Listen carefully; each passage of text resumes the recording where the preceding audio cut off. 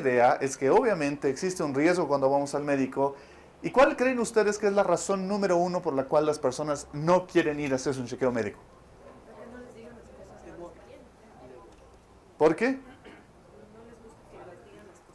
Estuve revisando un estudio y dice que la razón número uno por la que las personas no quieren ir al médico es porque literalmente tienen miedo de que el médico les diga que tienen algo más de lo que creen que tienen. Es decir, tengo un dolor aquí, no quiero ir al médico, suponte que me dice que es cáncer. Tengo un dolor acá, suponte que me dice que es un tumor. Me encontré una cosa aquí en la piel, suponte que me dice que es algo grave.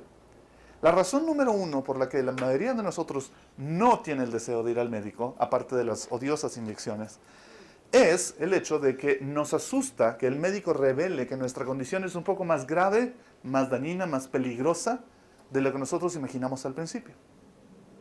Sin embargo, ¿es necesario ir al médico? Sí. La norma dice que por lo menos deberías ir una vez al año a que el médico te haga un chequeo general. De hecho, ahorita que estamos empezando la época de clases, muchos de los niños tienen obligatoriamente, si no todos, que irse a hacer un chequeo. Los papitos y mamitas tienen que hacer eso y llevar un certificado médico que dé un panorama general de cómo está la salud de ese pequeño, de ese chico, de esa chica. Cuando tú entras a un nuevo trabajo, generalmente también te piden, dentro de lo que es legal y correcto, un certificado médico, solo para saber cuál es tu condición de salud. Porque hay trabajos que demandan ciertas actividades en las que si no tienes cierta condición física te puedes poner en problemas. De hecho, con la directora de una de las áreas de desarrollo espiritual en la institución donde trabajo, hacíamos unas entrevistas y teníamos que decirle a los candidatos, ¿sabes qué? Necesitamos que tengas muy buen estado físico porque trabajamos con muchos adolescentes y una vez nos tocó subir 5 veces seguidas en una misma semana al Ilaló. Así es que si no estás en buen estado físico te vas a morir. Así es que necesitamos ser muy honestos. Si tienes algún problema, avísanos para saber, no por no contratarte, sino para saber si podemos manejar eso, porque realmente los chicos son súper demandantes y muy exigentes. Tú tienes que saber cómo está tu estado de salud. Es bastante imprudente no tener una clara idea. Y claro está, cuando uno es joven, cuando es adolescente, cuando estás alrededor de los 20, no te importa. Realmente te sientes súper bien, tienes toda la energía y salvo que aparezca algo muy puntual, no vas a ir al médico. Y tu papá, tu mamá te van a decir que vayas y uno se va a negar rotundamente. Sin embargo, la norma de salud dice que si ya te acercas a los 35, si ya estás cerca de los 40, si ya pasaste los 40, ya inevitablemente más vale que te cuides porque ir a esos chequeos probablemente te ayude a reducir los riesgos de mayores complicaciones. Pero es ahí donde viene ese miedo. El miedo de ya tengo cierta edad, ya pasé mis años más jóvenes y tengo miedo de ir al doctor para que el doctor me diga, ups, que quizás tengo algo más grave que lo que creo tener. Y he conversado, no sé ustedes, con personas que me han dicho, no, yo no quiero ir al médico porque suponte tengo algo, ¿con quién se quedan mis hijos? Y yo me quedo pensando, pero bueno, si tienes algo y no te vas a hacer chequear y eso empeora, ahí sí vamos a tener que preguntarnos con quién se quedan tus hijos. Pero la lógica es que vayas. De hecho, también he enfrentado el otro lado, no sé ustedes, lo he enfrentado con la familia, de que alguien fue al médico por algo que le molestaba y cuando fue, ya era tarde. Y le dijeron, mire, usted tiene esto y si es que usted hubiera venido 3 meses antes, 6 meses antes, cuando esto empezó a molestarle, ¿cuándo empezó a molestarle? Hace un año. Si usted hubiera venido en ese entonces, quizás hubiéramos podido hacer algo diferente, quizás hubiera habido mayor esperanza. En este punto, la esperanza es muy limitada. Y lamentablemente, esa persona de mi familia tuvo que enfrentar una enfermedad que le costó la vida. Y esas fueron las palabras del médico. Pero así como nosotros deberíamos estar seriamente preocupados por nuestra salud física, les pido que piensen en esto.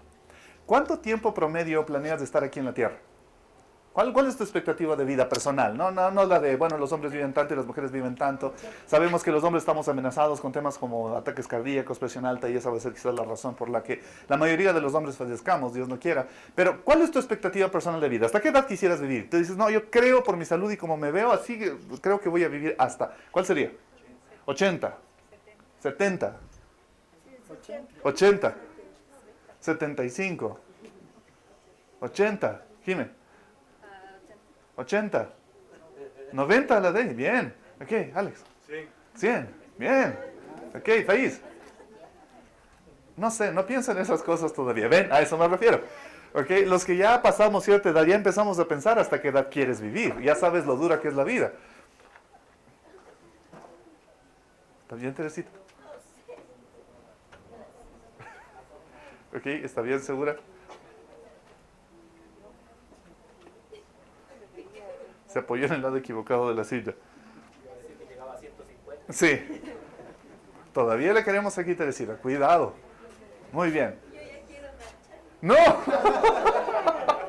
No. Pero está bien. Tiene que dar mucho ejemplo todavía. Tenemos mucho que aprender. Pero eso es solo para mantenernos despiertos a todos y que los de atrás estén pilas. Es distinta la expectativa personal que tengamos a la realidad que algún día enfrentemos. El punto es que, si lo entiendes, tu salud física es temporal. No importa qué hagamos, tarde o temprano sufriremos de algo. No conozco una sola persona que no se haya enfermado a lo largo de toda su vida de alguna cosa, pequeñita o grave. Pero la verdad es que tu salud física es temporal. La diferencia con nuestra salud espiritual es que la salud espiritual es eterna.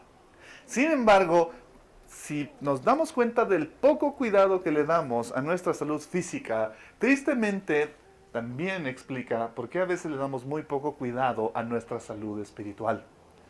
Y esto puede complicarnos. Ustedes y yo tenemos que entender qué es lo que está pasando en nuestra alma para que realmente podamos tener una vida espiritual que sea saludable, que dure, que llegue a ese punto de la eternidad. Y la razón por la que esto importa es porque tu salud espiritual es eterna. Tu salud física es temporal. No te estoy diciendo que no te cuides, cuídate.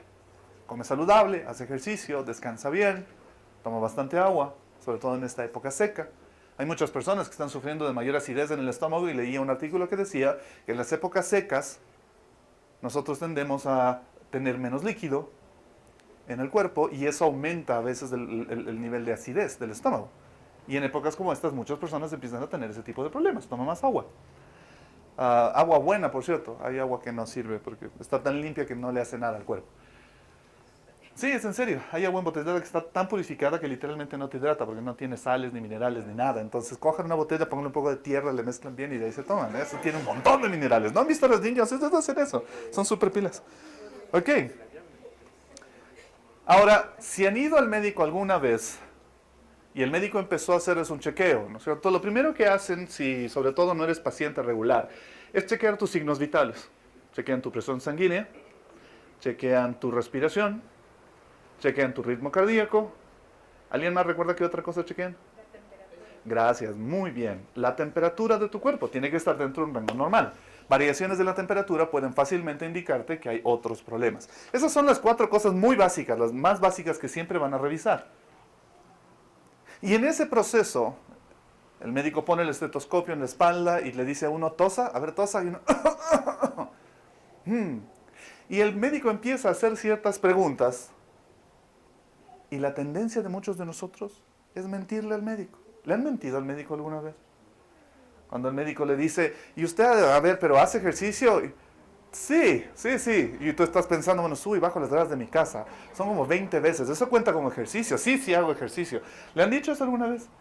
Si lo piensan, le mentimos en esas cosas pequeñas. Las personas que fuman muchas veces van al médico y el médico les dice, ¿usted fuma?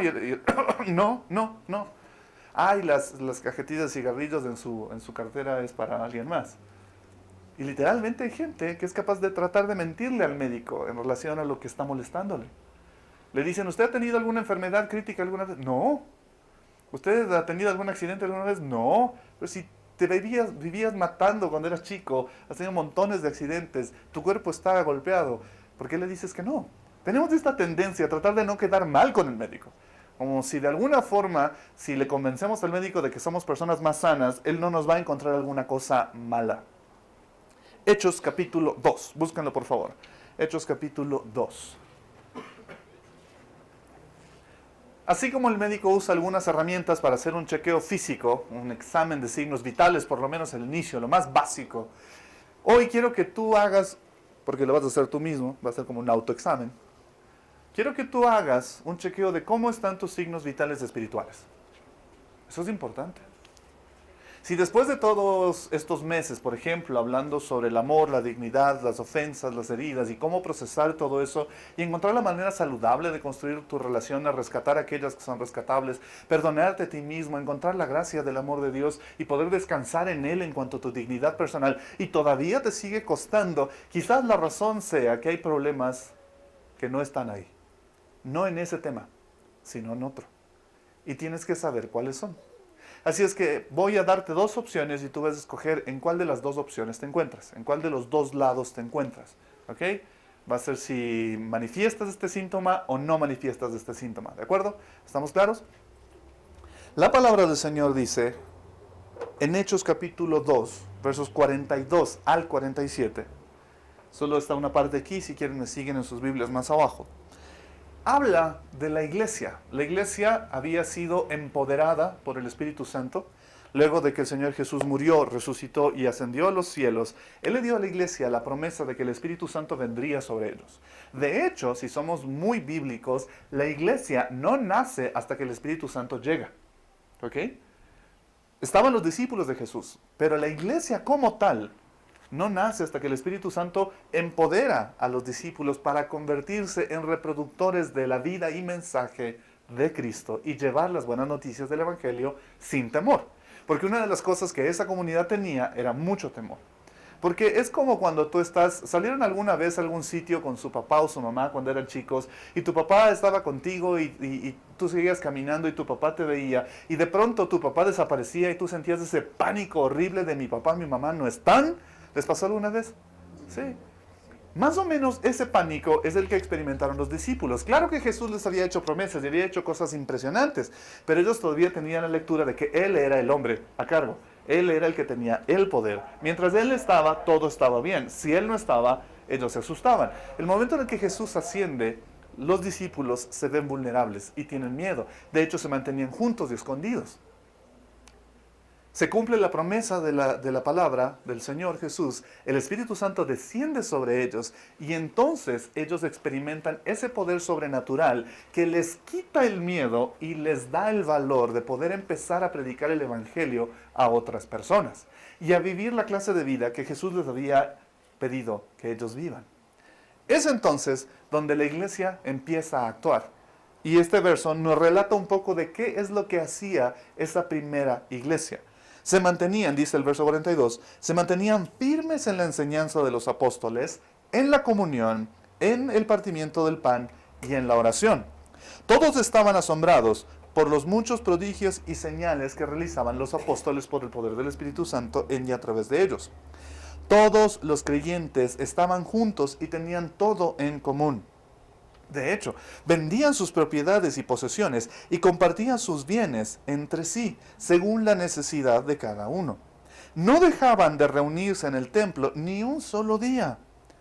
De casa en casa partían el pan y compartían la comida con alegría y generosidad, alabando a Dios y disfrutando de la estimación general del pueblo. Y cada día, en esas condiciones, el Señor añadía a los que habrían de ser salvos. Porque la gente alrededor de esta pequeña comunidad, la iglesia, empezó a ver algo completamente distinto. Y vamos a tratar de entenderlo, porque si ese algo distinto, esas cosas distintas no están ocurriendo en tu vida, es un buen momento para determinar cómo está tu salud espiritual, más allá de tu asistencia a la iglesia. Resulta que, como les decía, en el libro de Hechos, la iglesia se ve desafiada. Pero hay una palabra que me encanta, que es con la que empieza esta frase. ¿Qué es lo que dice? ¿Con qué empieza? Ellos estaban en la enseñanza de los apóstoles, en la comunión, partiendo el pan, en la oración. ¿De qué forma? Perseveraban, estaban firmes. Literalmente, ellos estaban dedicados, comprometidos completamente. Ellos eran consistentes con eso. No lo hacían unas veces sí y otras veces no. Ellos estaban firmes en eso. Y una gran diferencia en nuestra salud es si nos mantenemos haciendo algo o no. En alguna época tuve el gusto de trabajar en una empresa que fabricaba y distribuía insumos médicos para áreas de cuidados intensivos. Y entre algunas de las cosas que ellos seguían trayendo como innovadoras, trajeron una línea de monitoreo de glucosa. Y era interesante, empecé a estudiar el tema para tratar de entender cómo poder ayudarle a la gente a entender cómo usar adecuadamente ese producto. Mi tarea era capacitar al resto del personal. Y descubrí que una persona con diabetes debería caminar por lo menos 3 horas al día. 3. Una persona sin ninguna afectación en su salud debería caminar por lo menos 1 hora al día. Una persona con diabetes debe caminar 3, porque necesita que su cuerpo procese los niveles de azúcar para ayudarle a que no todo dependa de la insulina si es insulino dependiente. Lo interesante es que cuando empecé a investigar más, resulta que no servía si las personas sanas durante 1 hora o con diabetes durante 3 horas solo caminan como si estuvieran paseando. O sea, la idea de salir a caminar no es algo que te sirva para que cuente como ejercicio. Si tú quieres que esta caminata cuente como ejercicio, tú tienes que tratar de caminar un poquito más rápido de lo que caminarías normalmente. Es entonces cuando esa caminata cuenta como ejercicio. Eso explica por qué las mamás dicen, ay, pero yo no sé por qué me estoy engordando, si yo en la casa me saco el aire, subo las gradas, bajo las gradas, cargo las cosas, muevo la ropa, y ahí está. Es porque no cuenta como ejercicio hasta que tú le provoques a tu cuerpo un poquito más de esfuerzo del que normalmente le provocarías. Tu ritmo cardíaco, tu proceso de presión sanguínea tiene que acelerarse más allá de lo habitual para que realmente cuente como ejercicio. Pero el otro detalle es que no sirve de mucho que hagas grandes esfuerzos y no seas consistente. ¿Cuántos de ustedes se inscribieron alguna vez en su vida en un gimnasio? Levanten la mano los que nos hemos inscrito alguna vez en el gimnasio. ¿Cuántos de ustedes y yo dejamos ir después de la primera semana? Una de las cosas que cuesta con el ejercicio físico no es encontrar un buen gimnasio ni un buen instructor. A veces sí los encuentras. Lo complicado es mantenerte consistentemente yendo al gimnasio todos los días. Porque uno va los 2 o 3 primeros días y es súper cool. Porque si has sido, como hombre, me ha pasado, tú vas y empiezas a hacer máquinas y pesas, ¿no? Uno se aloca y empieza a hacer un montón. Y es chistoso. Tus músculos, tu cuerpo responde de manera defensiva y la sangre va directo a los músculos para tratar de proteger y ayudar en todo el proceso de desgaste que le estás provocando. Entonces es increíble. Durante los primeros 3 días, cuando un hombre va a un gimnasio y empieza a hacer pesas, ves cómo se infla automáticamente y ves que salen así del gimnasio 3 días después. Dices, oye, bien, oye, esto está sirviendo un montón. Pero luego de esos 3 primeros días, tú sigues yendo al gimnasio y ya no ves eso. Porque tu cuerpo entra en otro modo. Ya no es un modo de bombear sangre para tratar de proteger, es un modo para tratar de que el músculo crezca. Literalmente, cuando haces ejercicio, lo que haces es producir microlesiones en tu músculo. Por eso duele. Y el cuerpo tiene que recuperarse, tiene que ir sanando y generando más tejido, entonces el músculo va creciendo.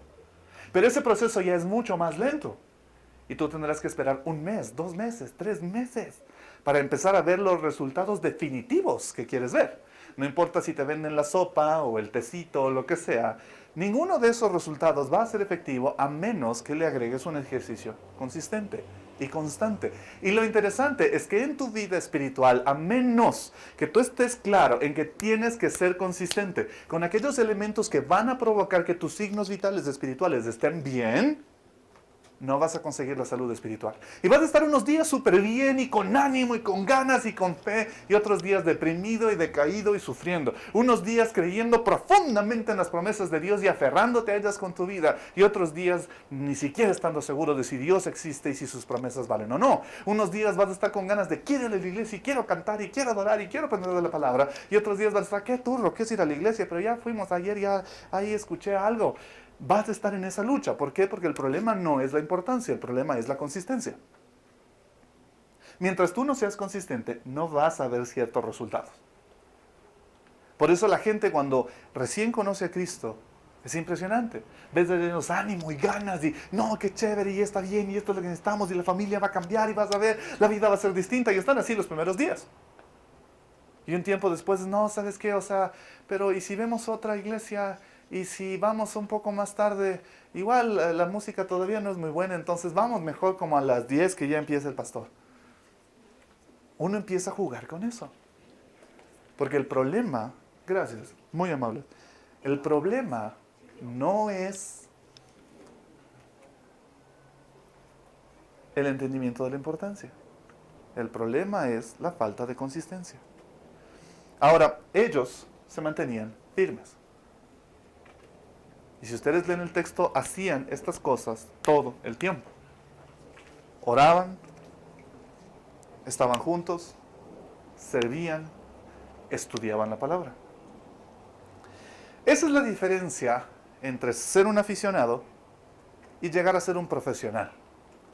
Nico mencionaba hoy en la mañana de un guitarrista famoso que tiene la capacidad en alguna de sus presentaciones de hacer un solo de guitarra tocando solo con la mano izquierda mientras sigue bailando y saltando levantada una pierna.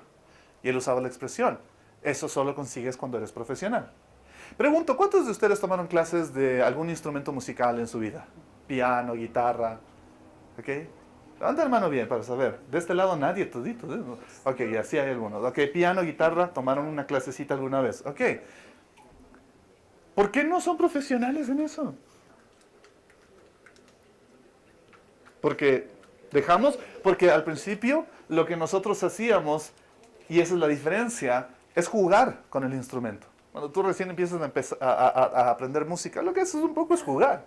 Te cuesta, por ejemplo, en el piano es súper duro porque tienes que usar todos los dedos y uno tiende a mantener la mala costumbre que mantenemos en el teclado de la computadora, de usar solo uno o dos dedos, ¿no es cierto? Y hacer todo así. Y tú quieres que suene chévere, quieres aprenderte alguna canción porque quieres sonar cool, quieres que cuando alguien te vea, te diga, ay, tocas un instrumento así, esta es la canción que sé, y tocas con tus dos dedos. Pero lo que marca la diferencia con aquellos que son profesionales es que los que son profesionales se dedican a esa práctica no cada vez que tienen ganas. Eso es lo que hace un aficionado. El aficionado practica cuando tiene ganas. El aficionado practica cuando está de ánimo. El aficionado practica cuando le obligan. El aficionado practica cuando alguien le recuerda que tiene que hacerlo. El aficionado practica cuando alguien está viéndole para quedar bien. Muchos de nosotros lo hicimos en el ámbito musical. Pero si tú quieres llegar a dominar un instrumento, inevitablemente tienes que practicar todos los días. He conocido muy buenos pianistas y cuando les pregunto cómo llegaste a ser bueno, ellos me dicen, yo entreno, practico, estoy ahí constante en mi búsqueda y crecimiento musical 2 horas al día, y son buenos. Pero si tú vas a los pianistas clásicos, aquellos que son literalmente profesionales en música clásica, en el piano, ellos tienden a ensayar no menos de 7 a 8 horas al día. Literalmente se dedicaron a eso. Se dedicaron a explotar todo lo que ese instrumento, y hay algunos que tienen esa capacidad increíble de incluso tocar varios, les podía dar. Pero no jugaban, no iban cuando querían, cuando estaban de ánimo, cuando les obligaban. No, ellos estaban ahí practicando lo que tenían que practicar todos los benditos días hasta convertirse en realmente buenos y desarrollar esa habilidad al máximo. En nuestras rutinas y hábitos espirituales, los que vamos a chequear en un momento, tú vas a tener que analizar, ¿soy un aficionado o quiero ser un profesional? Porque quizás tú estás viendo algunos aspectos de tu crecimiento espiritual como si fueras un aficionado. Vienes a la iglesia cuando te obligan, lees la Biblia cuando te toca, haces una oración para quedar bien con la familia que fue a visitarte al rato de comer, pero realmente no estás siendo consistente en eso. No estás preocupado por ser un profesional. Porque si quieres serlo, si quieres realmente ser bueno en algo, si quieres que una parte de tu vida esté en su mejor potencial, tú tienes que dedicarte a eso con intensidad. Tienes que querer eso más que ninguna otra cosa en tu vida. Pásale, Esther. Literalmente tienes que dedicarte a entrenar y entrenar y entrenar y entrenar, aunque sepas que al principio eso va a doler y te va a hacer sufrir y te va a hacer sudar y te va a quebrar. Si han ido a un gimnasio, ¿quiénes van al gimnasio regularmente? ¿Han logrado pasar por lo menos 6 meses, 1 año yendo al gimnasio regularmente? Ok, bien, sí tenemos algunos que lo lograron. ¿Fue doloroso? ¿Era un esfuerzo que era agradable? ¿O había días donde querías botar la toalla y decir, ¿por qué vengo aquí? Literalmente, si quieres ver resultados, van a haber momentos donde vas a enfrentarte con cosas que no te gustan. Incluso con un entrenador que te va a decir, oh, no, no. ¿Ves esos gordos ahí? No. Bueno, ¿ves estos gordos acá? ¿Ves esos gordos ahí? No estás haciendo el ejercicio bien. No, pero no está bien hecho. No. Y no, pero yo quiero sacar pecho. No, te vas a dedicar a sacar deltoides. ¿Qué? Y literalmente te pone el entrenador a entrenar algo que tú no quieres entrenar. ¿Les ha pasado? Y te dice, no, tienes que hacer esto. Y tú dices, ¿pero por qué? Porque luego vas a aparecer esos tipos que tienen un montón de músculo acá y dos patas flacas. Tienes que estar balanceado. Tienes que hacer ejercicios, tienes que hacer piernas. Y tú dices, no, yo no quiero hacer piernas. No, te subes a la máquina y te ponen en esa máquina donde tienes que estar empujando a las pesas. Y no, yo no quiero hacer esto, no me gusta hacer piernas, luego no puedo caminar. Pero si el entrenador es bueno, sabe que necesitas de ese balance, que no puedes dedicarte a una sola cosa. Y espiritualmente van a haber momentos dolorosos que tienen que llegar para que Dios pueda transformar algo en tu vida. Pero si eres inconsistente, no llegarás a la transformación. Experimentarás el dolor inútilmente y no llegarás a la transformación. Sufrirás, te quejarás, pelearás con Dios por lo que estás sintiendo, pero no lograrás superarlo porque no fuiste consistente hasta llegar al punto donde tu mente, tu corazón, tu alma logró superar eso. ¿Listos? Tenemos que dedicarnos. Tenemos que realmente hacer el esfuerzo por convertirnos en maestros de esos aspectos espirituales. Y uno de los desafíos más grandes para la iglesia hoy en día es ese. Porque literalmente nuestra tendencia hoy más que nunca es buscar la comodidad por encima del esfuerzo. Andresito, hay que amarrarle mejor por fuera. Si le amarra se tiembla. No le han amarrado de ese lado. Ya va mi Jaime. Ya se da la vuelta. Eso.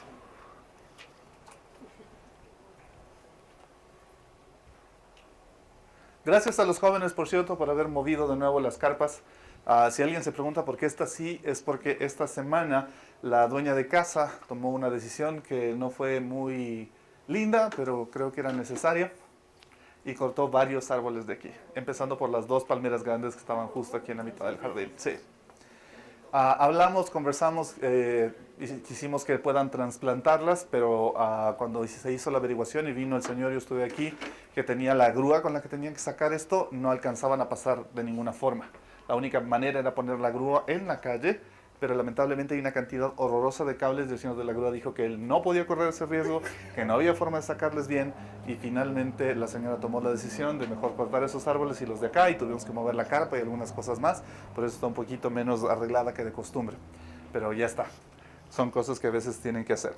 Entonces, les decía que nosotros tenemos que llegar a ese punto de dedicación. Lo equivocado para nosotros a veces es pensar que solo ciertas personas en el ámbito de la fe o de la iglesia son las que tienen que hacer eso. Tú esperas que el pastor ore 3 horas al día, que el pastor esté ayunando regularmente, que el pastor sepa la palabra y esté estudiándola. Pero la pregunta es, ¿y tú? Es como decir, yo solo voy al gimnasio, pero solo espero que el entrenador tenga un buen físico. Yo no. Yo voy al gimnasio a verle a él cómo él entrena. Pero yo no voy a entrenar. Porque nuestra tendencia, insisto, hoy en día, más que nunca, es buscar la comodidad, no el esfuerzo. Y eso le estamos enseñando a las nuevas generaciones. Las nuevas generaciones están sufriendo seriamente porque literalmente carecen de capacidades de esforzarse y aguantar el sufrimiento que ese esfuerzo te produce. Quieren las cosas demasiado rápido y demasiado fácil. Hablaba con un pastor de jóvenes de otra iglesia que me decía, hablábamos de la situación de los ministerios juveniles y yo le compartí algunas cosas del ministerio juvenil de nuestra iglesia, pidiéndole a él también retroalimentación en algunas ideas. Y él me dice, ¿sabes qué? Uno de los principales problemas que tenemos ahorita en nuestro ministerio juvenil y en nuestra iglesia es que los jóvenes no van. Hacemos la reunión y no van. Y él decía, ¿y han hecho una encuesta de por qué no van? Sí, la razón número uno, la respuesta número uno, hicimos una encuesta formal para tratar de entender por qué los chicos no estaban yendo. No les gustaba el sitio, la alabanza no era chévere, el mensaje no era relevante, el grupo no les incluía. Pero resulta que la razón número uno en su iglesia por la que los jóvenes no están yendo es porque sus papás no les pueden llevar. Porque literalmente se niegan a coger un bus. Entonces, como los chicos no pueden ir en bus y sus papitos no les pueden ir a dejar, entonces no iban a la reunión de jóvenes. Y estoy hablando no de los adolescentes, estoy hablando de jóvenes adultos que van a la universidad y etc. Esa fue la realidad de su iglesia. Y cuando los papás les queremos traer y ellos no quieren venir. Es como en el gimnasio, ¿no? A veces te llevan obligado, a veces... Eso es lo que marca la diferencia entre ser un aficionado y llegar a ser un profesional. Cuando eres aficionado, te obligan a que practiques algo. Dicen, no, tú tienes el potencial, tú puedes serlo. Vamos, yo te llevo, yo te obligo. No, no quiero, pero eres bueno en esto, sí, yo sé, pero no quiero. la decisión tiene que ser personal. Sin embargo, por si acaso, para los que son papás y mamás, el punto no es muy complicado. La analogía es muy sencilla. ¿Ustedes le dan permiso a sus hijos de no ir a la escuela? Cuando ellos le dicen no quiero ir a la escuela. Si tu hijo se levanta un día y dice, no, yo no quiero ir a la escuela, es el primer día de clases, no, ayer fui, es el segundo día de clase, ayer me cayó mal, no quiero ir. Tú le dices, ay, qué pena, no quieres ir, bueno, no vayas. ¿Le dices eso? ¿Qué le dices? Ay, mi vida, qué pena que me da que no vayas, vístete rápido. Eso es lo que le dices, ¿no es cierto? Si tu hijo está en la universidad y un día se levanta y tú dices, a ver, déjame ver el horario de tu universidad y tienes una copia, deberían tenerlo, es muy saludable. Y tú tienes una copia del horario de la universidad, no le digas que te diga cuáles son las horas, pídele una copia del horario. Y tú ves la copia del horario de la universidad de tus hijos y tú ves que tiene clases y tú le dices, oye, ¿qué es aquí dormido? ¿No tienes clase? Y te dicen, no, es que el profe dijo que no vayamos. Tú le dices, ay, bueno, si el profe dijo, no vayas nomás, no te sientes bien. ¿Eso le dices? No. Tú le dices, te vistes ahorita y te vas a la universidad, no me importa, averigua, le pides algún trabajo, te pones a la biblioteca, te metes. Algo te vas a hacer ahí. Literalmente, en nuestra vida espiritual no debería ser muy distinto. La responsabilidad de los padres es entrenar a sus hijos para que se conviertan en las personas que deben ser. Y eso no incluye solo lo físico, no solo lo emocional, no solo lo artístico, no solo lo académico, incluye lo espiritual. Tu obligación como padre es entrenar a tu hijo hasta que esté listo para poder enfrentar el mundo espiritual por su cuenta. Mientras tanto, tú eres el que sabe qué es lo que necesita. Si no lo sabes, tienes un problema tú también, y por eso estamos hablando de esto hoy. Porque entonces tú tienes que tener la película clara para saber qué poder enseñarle a tu hijo para que él lo cumpla. Pero la vida espiritual de tu hijo, la salud espiritual de tu hijo no es una opción. O tu hijo dice todos los fines de semana, yo quiero comer pizza. Y tú le dices, bueno, ya comamos pizza. Y el siguiente fin de semana, quiero volver a comer pizza. Bueno, ya comamos pizza de nuevo. ¿Hacen eso? Yo conozco personas que sí. De hecho, conversé alguna vez con una persona que tiene un hijo que está entrando en la adolescencia, empezó a tener algunos malestares, le llevaron al doctor y resulta que tenía diabetes. Tipo 2, autoprovocada. ¿Por qué? Porque él solo quería comer un tipo de comida y la mamá, para no discutir con él, le daba solo ese tipo de comida.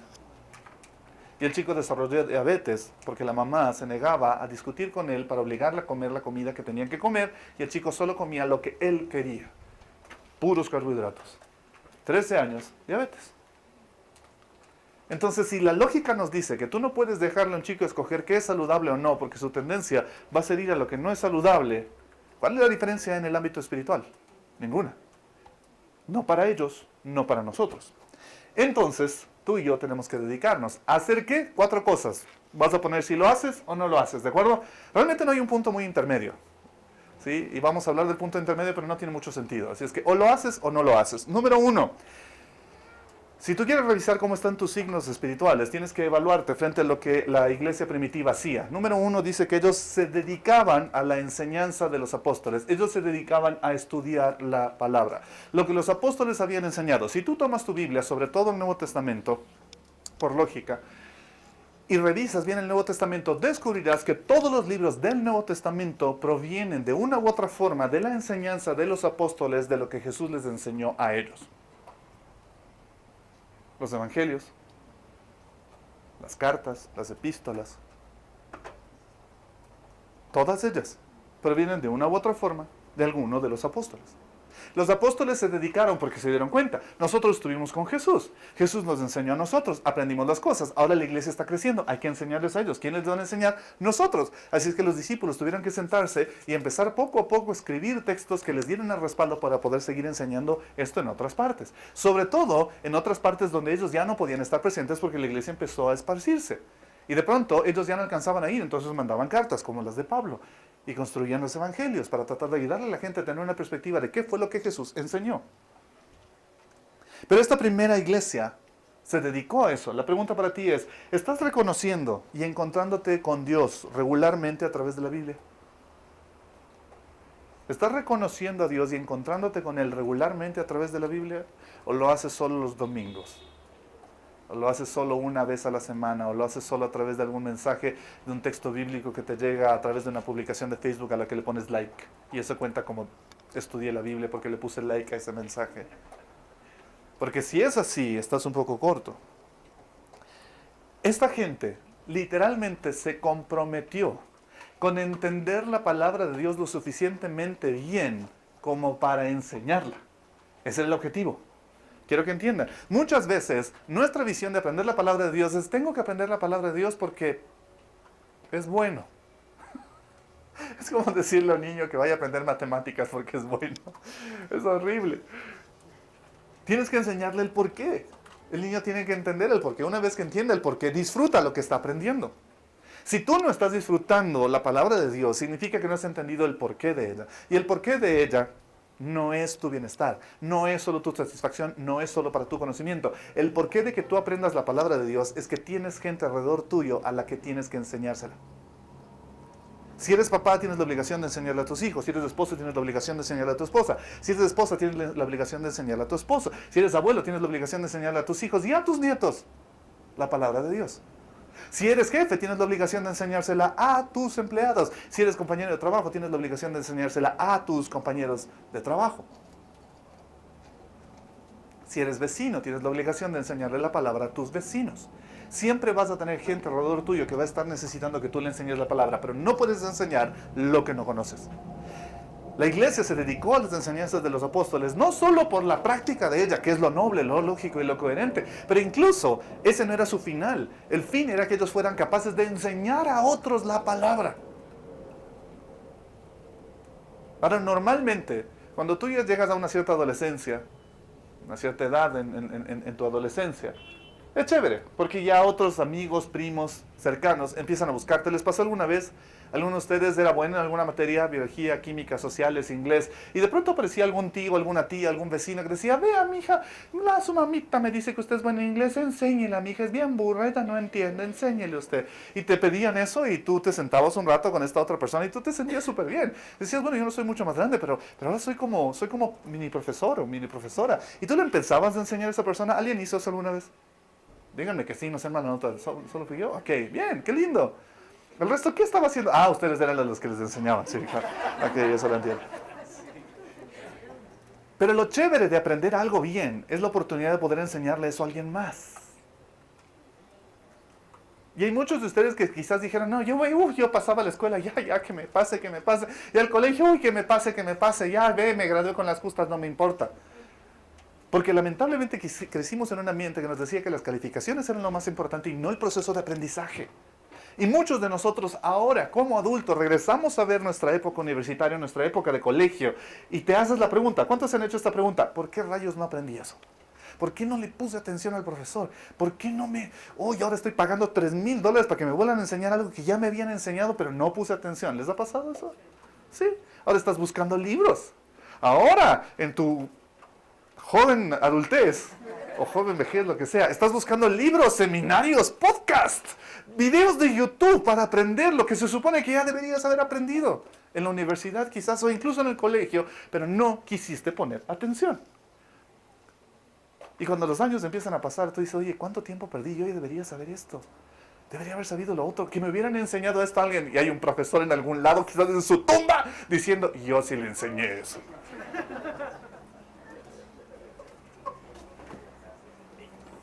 Y la Biblia no es distinta. Nuestra visión equivocada es: bueno, hay que saber la Biblia, no ver con los mandamientos. Listo, díganme. Por favor, alguien póngase de pie y recíteme los 10 mandamientos.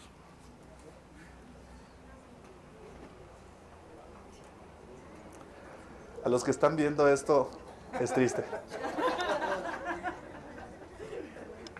¿Alguien que pueda? ¿No? ¿Sí? ¿Sí? O sea, ¿así textual o lo que yo interpreto de los 10 mandamientos? ¿En orden o en desorden? ¿Te digo de subida o de bajada? Bien, esa es la actitud. Chévere.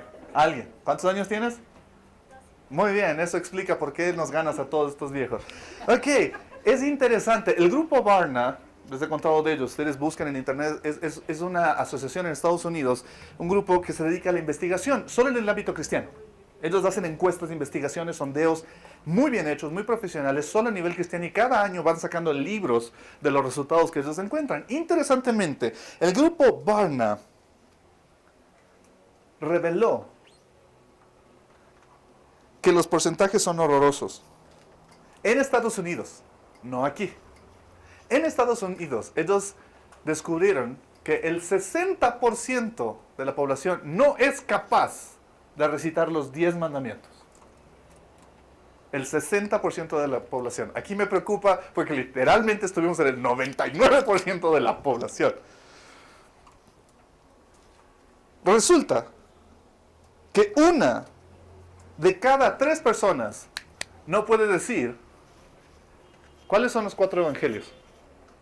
Lucas, Mateo, Juan y Marcos. Muy bien. Algunos estaban pensando Juanito, Hugo, Paco, Luis. Algo así era. Es interesante. En Estados Unidos, 1 de cada 3 personas no es capaz de mencionar rápido y con seguridad los 4 evangelios. Interesantemente, 75% de las personas. ¿Cuántos de ustedes alguna vez han creído que la frase ayúdate que Dios te ayudará estaba en la Biblia? Levanten la mano. Ayúdate que Dios te ayudará. ¿Cuántos creyeron eso alguna vez en su vida? Ya. ¿Cuántos siguen creyendo eso? Ok, no levanten, no pasemos vergüenza, está bien. Lo interesante es que esa frase fue dicha por Benjamin Franklin, pero en Estados Unidos 75% de la población sigue creyendo que la frase ayúdate que Dios te ayudará está en alguna parte de la Biblia. Y no es así. Es más, solo por ti descubrí que en esa misma encuesta decía que el 12% de la población cree que Juana de Arco era la esposa de Noé del arca. No lo estoy inventando, en serio, está en su investigación. Y es increíble la cantidad de cosas equivocadas que nosotros creemos a veces de la Biblia, y la razón es que no la hemos estudiado. La Biblia debe ser algo que nosotros abracemos. La iglesia primitiva abrazaba la palabra de Dios, la amaba, la atesoraba, la llevaban con ellos a todos lados. Y no me refiero al libro, porque ni siquiera lo tenían. Era la palabra que ellos habían aprendido en sus mentes y corazones, la atesoraban profundamente. Pero la pregunta para ti hoy es, en este proceso de revisión de los signos vitales, ¿estás perseverando? ¿Estás buscando? ¿Estás abrazando la palabra de Dios? ¿Estás llenando tu mente de la palabra de Dios? Porque si no estás llenando tu mente de la palabra de Dios, pásale Esteban, ¿de qué le estás llenando? Porque está llena de algo. Eso te lo aseguro, está llena de algo. Seamos muy honestos, conozco personas que saben más letras de canciones que versículos bíblicos. Conozco personas que saben más letras de canciones de reggaetón que versículos bíblicos. Lo cual es una categoría más baja, como la última categoría.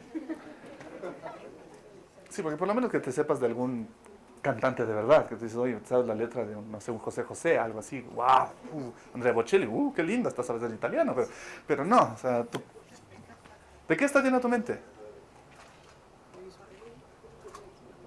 ¿De Maluma?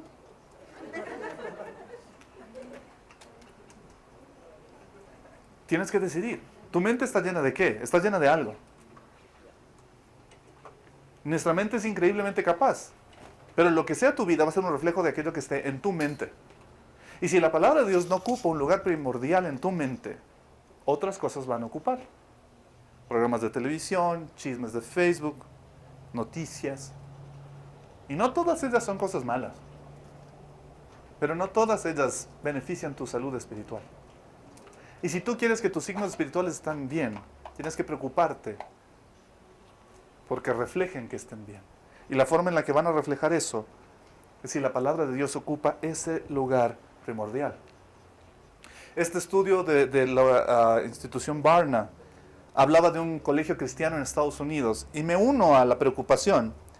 Un colegio cristiano en Estados Unidos, donde el director le entrevista en una sección sobre algunos temas, y él dice que él está sorprendido, animado, porque las nuevas generaciones, que están en la época de la universidad, saliendo un poco más y hacia la adolescencia, las generaciones de los millennials y los X y Z y etcétera, esas generaciones son increíblemente sensibles, terriblemente preocupadas por el planeta, muy solidarias, tremendamente dispuestas a ser serviciales, y de hecho tú lo ves. Y hoy en día estas generaciones nuevas son más dispuestas de lo que éramos nosotros a cuidar el medio ambiente, a hacer acción social, a salir a hacer una marcha y luchar por alguna condición de desigualdad. ¡Súper cool! Lo que él decía es una generación tremendamente movida, pero absolutamente vacía de la palabra de Dios. No conocen nada de la palabra de Dios. Y él decía, en mi colegio veo a los jóvenes querer servir, querer hacer cosas buenas, acciones sociales y no conocer la palabra. Entonces, al fin y al cabo, no saben por qué están haciendo lo que están haciendo. Y hay muchas iglesias hoy en día que hacen eso. Quieren salir a hacer acción social, servicio. No está mal, para nada. Pero ¿cuál es el objetivo final? ¿Traer un poco de bienestar y un poco de alivio a personas que están sufriendo una condición? Sí, pero junto con ese alivio, así sea temporal y momentáneo, tiene que venir la opción del alivio eterno, de la vida nueva que solo Cristo ofrece. Y si no entiendes eso, les estás llevando un mensaje incompleto, inconcluso. ¿En qué lado estás? ¿Estás aferrado a las enseñanzas de la palabra, buscándola constantemente todos los días? ¿O es muy de vez en cuando te presionan, cuando te obligan, cuando te toca, cuando tienes que quedar bien? Segunda cosa a la que ellos se dedicaban, compañerismo. Muy bonito. Tienes que pensarlo. La Biblia lo pone en la idea de comunión. Estaban juntos, en unísono, en unidad, en un mismo objetivo. La pregunta es, ¿tú mantienes comunión con otros cristianos de manera saludable, firme, consistente? Porque si no es así, te estás viendo a ti mismo como una persona que está en Cristo, pero tus relaciones siguen siendo igual y tu trato a la gente sigue siendo igual y sigues viendo a las personas igual, significa que algo está fallando y gravemente. Porque una de las primeras cosas que debería ocurrir en tu vida espiritual, si es que estás saludable, es que tu relación con Dios complique tus relaciones con las personas hasta que éstas estén bien. Porque te va a poner en jaque. Tu relación con Dios te va a obligar a ver que tus relaciones con otras personas no estaban bien. Y vas a tener que empezar a corregirlas para que funcionen como Dios dice que tienen que funcionar. Hemos venido hablando 6 meses sobre eso. Pero si aún no pasa, si tú dices, ay, hemos hablado tanto del perdón, de la dignidad, del amor, pero no, a mí me cuesta, entonces significa que el problema no es tu capacidad de perdonar, está más atrás. Quizás tu problema es no entender cómo construir relaciones saludables desde lo que Cristo ha enseñado. Y entonces, ¿cómo debe hacer eso? De hecho, Jesús lo resumió en una idea súper concreta y muy fácil. Mateo capítulo 7, verso 12. Así que, en todo, traten a los demás como quieren que ellos los traten a ustedes. Una vez más, ya lo he mencionado antes. ¿Cuál es la diferencia? Esta es la regla de oro, ¿no? Así está en muchas de nuestras Biblias que tienen un título ahí, ¿no es cierto?, para explicar la sección. ¿Cuál es la versión que nosotros normalmente usamos? No hagas a otros lo que no quieres que ellos te hagan a ti. Eso no es bíblico, eso es contrario a lo que la palabra está enseñando. ¿Tiene algo de malo? No. Pero el punto es que Jesús no está diciendo, deja de hacer, vos no te metas, vos cállate, vos no le topes, vos vive tu vida, aíslate allá, que el resto haga lo que le dé la gana, tú no le hagas a otros lo que no quieres que ellos te hagan. Jesús está diciendo, lo que yo les animo a hacer es todo lo contrario. Anda, ve, busca, sirve, abraza, ayuda, consuela, pon el hombro, que lloren contigo, dales un consejo, así no sea el más sabio, pero demuestra que puedes estar ahí y trata a los demás como algún día tú esperarías que ellos te traten a ti. Cede el paso, deja que alguien cruce la calle, frena tu auto, hazle señas de atrás, deja que la señora pase, porque debes tratar a los demás como esperarías que ellos te traten a ti. Eso cambia el mundo. Estamos repletos de gente que no hace a otros nada. Y escuchas el discurso. Si vas a las redes sociales, escuchas el discurso. Yo no me meto con nadie. Si yo no hago nada, allá que cada uno haga con su vida lo que quiera, mientras no se metan con la mía, yo no me meto con la de ellos. Ese es el discurso equivocado, vacío y absurdo de la tolerancia. Jesús no habla de tolerancia, Jesús habla de amor. El amor implica actuar. Jesús dice, ve, anda, sirve, ayuda. Primero a tu gente, a tu comunidad, a tu familia, a tu iglesia. Preocúpate, saluda. Uy, es que no sé cómo se llama el hermano. Bueno, salga de su asiento, vaya y pregúntale, ¿cómo te va? Buen día, ¿cómo te llamas? Uy, me gustaría ir a la reunión de matrimonios, pero qué vergüenza que me da. Bueno, entonces, si le ves a alguien con cara de vergüenza, asegúrate, ¿tú tienes vergüenza de ir a las reuniones de matrimonios? ¿Tienes cara de vergüenza? No te dé vergüenza y le invitas para que venga. Los apóstoles y la primera iglesia se dedicó a construir intencionalmente el compañerismo. Y en sus relaciones, a ver esas relaciones como el principal punto donde Dios podía transformarles. Nosotros vemos nuestras relaciones como, ay, qué lindo, qué tierno, qué romántico. Dios ve las relaciones como el principal laboratorio de transformación de nuestro carácter. Por eso, Efesios capítulo 4, versos 26 y 27, lo dice de manera muy cortita. Dice, si se enojan, no pequen. Ustedes se van a enojar, pero el pecado va a ser cometer el error de tomar ese enojo y lastimar a las personas. Te enojaste, le gritaste a tu esposa, a tu hijo, a tu hermana, a tu familia. Si se enojan, aprendan a no pecar. ¿Cómo lo haces? Controlando tu carácter, entendiendo que la relación con esta persona es más importante que ganar. Que tu relación con esta persona es más importante que tu orgullo inútil. No permitan que el enojo les dure hasta la puesta del sol. Eso le da lugar al diablo, no se lo den. El diablo quiere destruir tus relaciones, porque si tus relaciones están mal, incluso tu fe carece de sentido. Si tus relaciones están mal, tú te preguntas, ¿para qué vamos a la iglesia si igual nos matamos? ¿Para qué vamos a orar si igual nos odiamos? ¿Para qué leer la Biblia si igual seguimos siendo la misma tontera? Porque el rato que tus relaciones están mal, tu vida espiritual carece de sentido. Pero si tú trabajas en que tus relaciones estén bien, son tus relaciones el espacio donde tu vida espiritual empieza a verse en acción, empieza a tener sentido. Y Dios va a usar esas relaciones para hacerte crecer en eso. La pregunta es, ¿estás construyendo relaciones o estás tratando de mantenerte aislado y no fregarle la vida a nadie? Tercero, oración.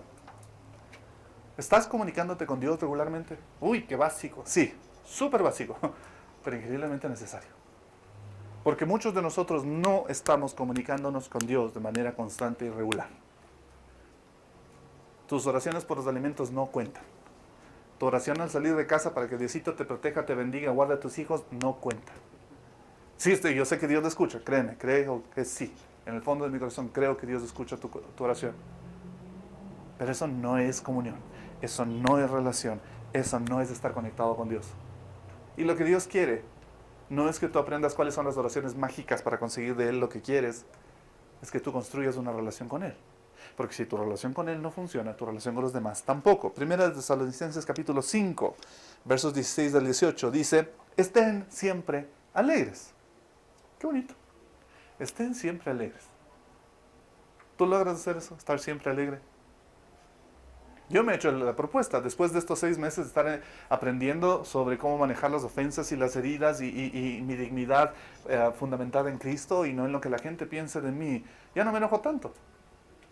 Y estábamos conversando con alguien, tuvimos un inconveniente con una persona en el trabajo y esta persona estaba muy frustrada y decía, no, es que me molesta que esto pase. Y me dijo, yo quisiera estar como tú, así, más tranquilo. Le dije, no estoy tranquilo, me molesta, pero he decidido no dejar que eso se alargue. He decidido no quedarme con ese enojo. He decidido no permitir que eso me controle. De hecho, me pasó. Literalmente me dijeron algo, me molestó mucho y dije, no voy a quedarme con esto. Así que salí de mi oficina y empecé a tomar fotografías del sol de la tarde que caía sobre las flores. Pueden verlo en mi Instagram. Y alguien me veía y me decía, ¿qué haces? Yo, estoy hablando con Dios. En serio. Me puse a hablar con Él mientras veía la belleza de lo que Él creó. Y mientras yo veía eso, Dios me dijo, ¿recuerdas que mi palabra dice que yo cuido de todo esto? ¿Crees que no voy a cuidar de lo que te está pasando? ¿Ves la belleza de todo esto? Tú no pusiste un dedo aquí. Todo esto es perfecto y no has puesto un dedo, David. ¿Crees que si yo hice todo esto hermoso, no puedo ayudarte? Esto, David, no te necesitó. Todo esto es hermoso y no hiciste falta. Yo soy Dios, tú no. Y fue un hermoso momento mío con Dios. Primera de Tesalonicenses dice, estén siempre alegres, nunca dejen de orar. Si estás fastidiado, la respuesta es, no, estoy fastidiado, no quiero orar. A ver, ahora vos, no, yo estoy de mal genio, no voy a orar. La Biblia dice, si lo estás, es el momento para orar. Si estás fastidiado, ora. Si estás molesto, ora. Si te falta fe, ora. Si no sabes qué hacer, ora. No porque no sabes, porque estás fastidiado, porque estás triste, no tienes ganas de orar. Eso es ser no profesional. Eso es ser un aficionado. No tengo ganas de practicar. Bueno, no practiques. Igual no esperábamos que fueras un maestro en esto. Dios sí espera que seas un maestro en la oración. Y espera que practiques esto. ¿Cuándo? Todo el tiempo. Cuando es un lindo momento para orar y cuando no es un buen momento para orar. En alguna ocasión teníamos, ¿te acuerdas, Tito? Estábamos yendo a una iglesia, mi hermano y yo, para apoyar al grupo de alabanza de esa iglesia que estaba tratando de mejorar, y nos invitaron. Yo tocaba el piano, mi hermano la batería, y nos invitaron ahí, pero mientras íbamos de camino a la iglesia, él y yo nos peleamos. No me acuerdo por qué, seguramente fue mi culpa, como hermano mayor, pero nos peleamos, y en la mitad del camino nos peleamos feo, y mi hermano se dio la vuelta y se fue. Y yo le decía, no te vayas, no necesitan el ensayo, y él se lo decía, y se fue. Y yo me di la vuelta y dije, qué irresponsable. Podemos haber peleado horrible, pero no les podemos dejar botados. Llegué a esta iglesia, entré, y el chico que estaba a cargo del ensayo, porque había una noche de vigilia, íbamos a tocar toda la noche, me dice, oye, Toñaño. Y le digo, no, nos peleamos y se fue. Me dice, ¿y ahora por qué hacemos sin baterista? No sé qué. No, es culpa de él.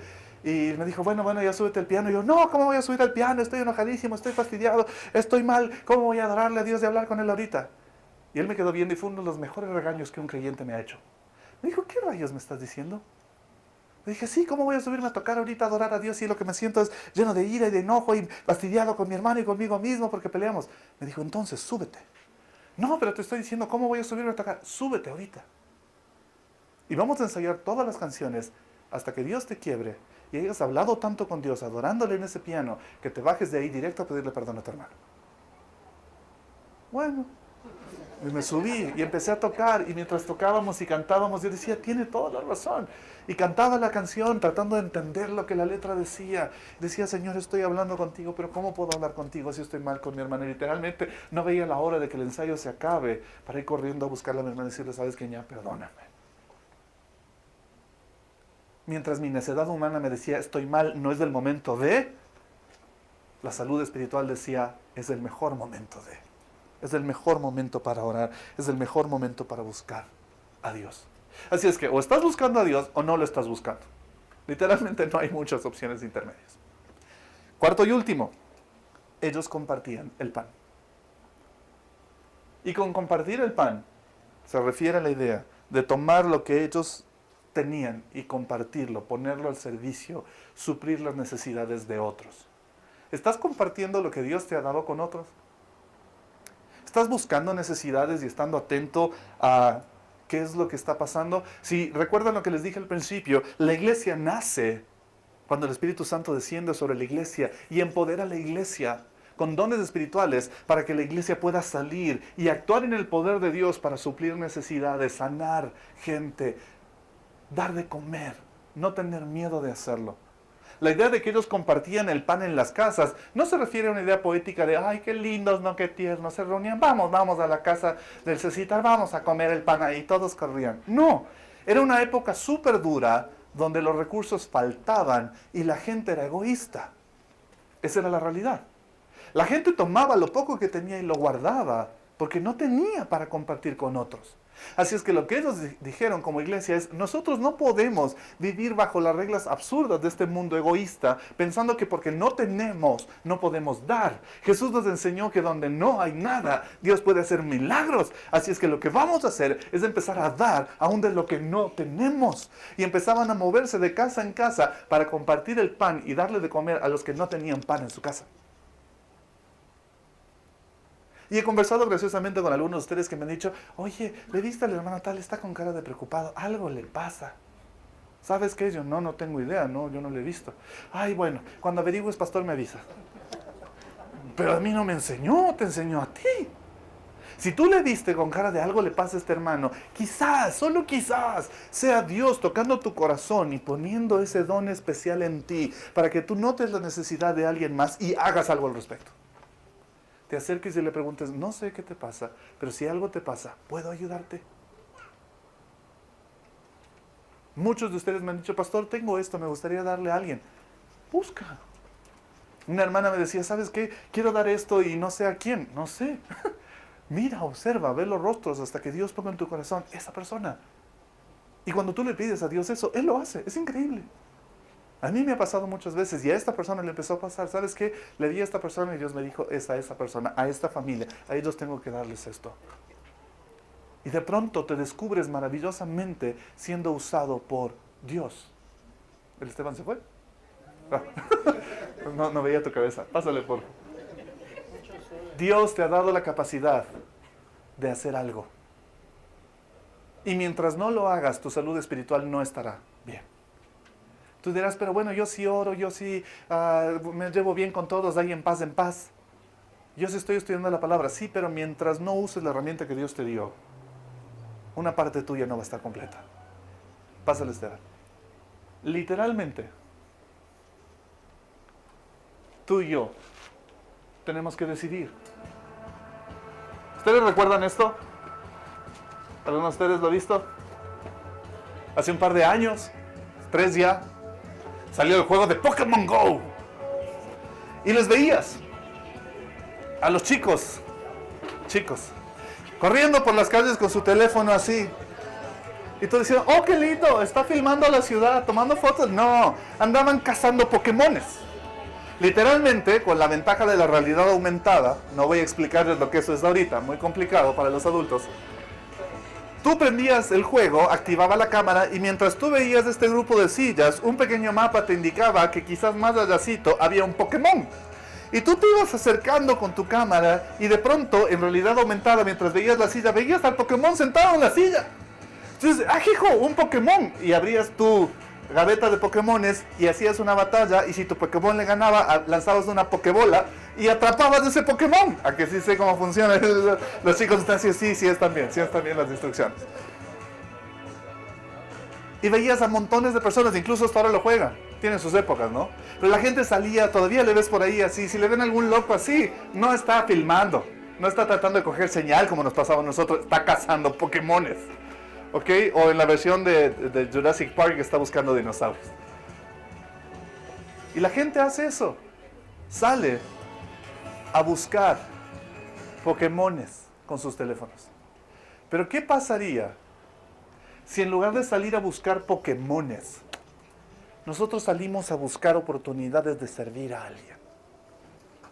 Si en lugar de meternos detrás de estas cosas, nosotros abrimos los ojos y nos damos cuenta de todas las oportunidades pequeñitas que Dios te ha puesto día a día para que sirvas a otras personas, para que compartas con otros lo que Dios te ha dado. ¿Cuándo van de nuevo a alguien a África para ayudarle? No hace falta. Hay un montón de gente necesitada aquí.